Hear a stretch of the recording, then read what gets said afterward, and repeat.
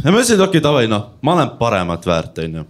Ma olen paremat väärt ja ma ütlesin selle töö kõrvalt, otsin endale uue töö ja noh, timmin neid kuulutusi seal veits ja ma leidsin nagu ülihea kuulutuse. Ma leidsin soov.ee pakkumise, sest no, CV keskuses pakutakse päris tööd. Ja soovis oli kuulutus, kus oli 0 informatsiooni töö kohta, ehk siis noh, mitte ühtegi põhjus, miks ma ei võiks kandideerida. Siis seal oli palgainfoks oli pandud 95 € päevas ja telefoninumber. Helistan ja esimene asi, mis ta mulle ütleb, on see, et tead, et ma ei paku tööd, ma pakun võimalust. Türa super.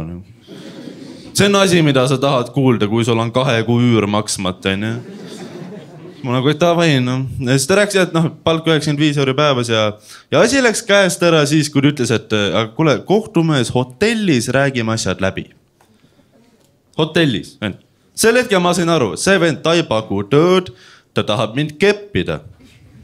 Sest esiteks, olgem ausad, noh, kui me nüüd vaatame, milline keskealine mees ei tahaks mind panna, aine? Isegi mu onu ütles mulle 10 aastat tagasi, et oist on väga ilus poiss. Tol hetkel ma ütlesin küll, et onu, ma olen 9, pane püksid jalga tagasi. Aga noh, nüüd iga kord, kui noh, tänaval üle 40-aastane mees mulle vastu tuleb, ma teen üli enesekindla näo ette, et ma olen kepi vend. Ma olen bussis inimeste juurde, vaatan kohta, ei ole, koputan esimese mehele õla peale, et jõu, lase istuma või sa istu nädal aega. Ja ma näen siin ruumis on nagu paar inimest, kes vaatavad, et okei, kes see tünn on ja kes teda panna tahaks? Jõu, küsi oma isalt. Kui ta on keskealine mees.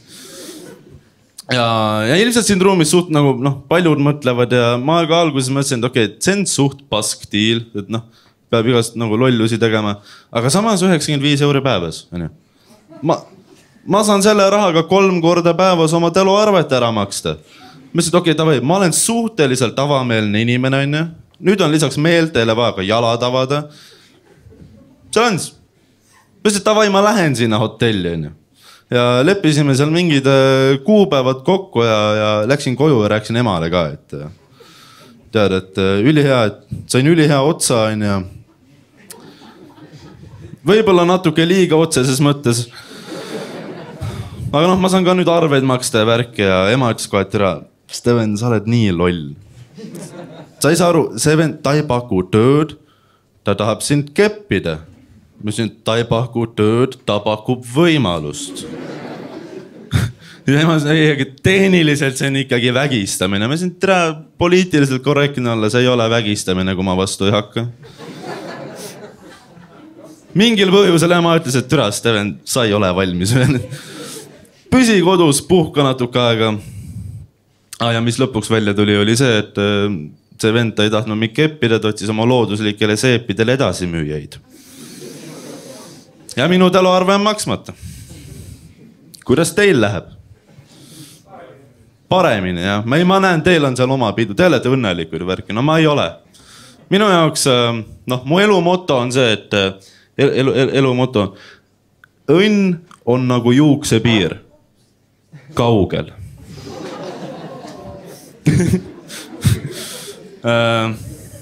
Ma räägin ühe asja veel, siis ma lähen minema.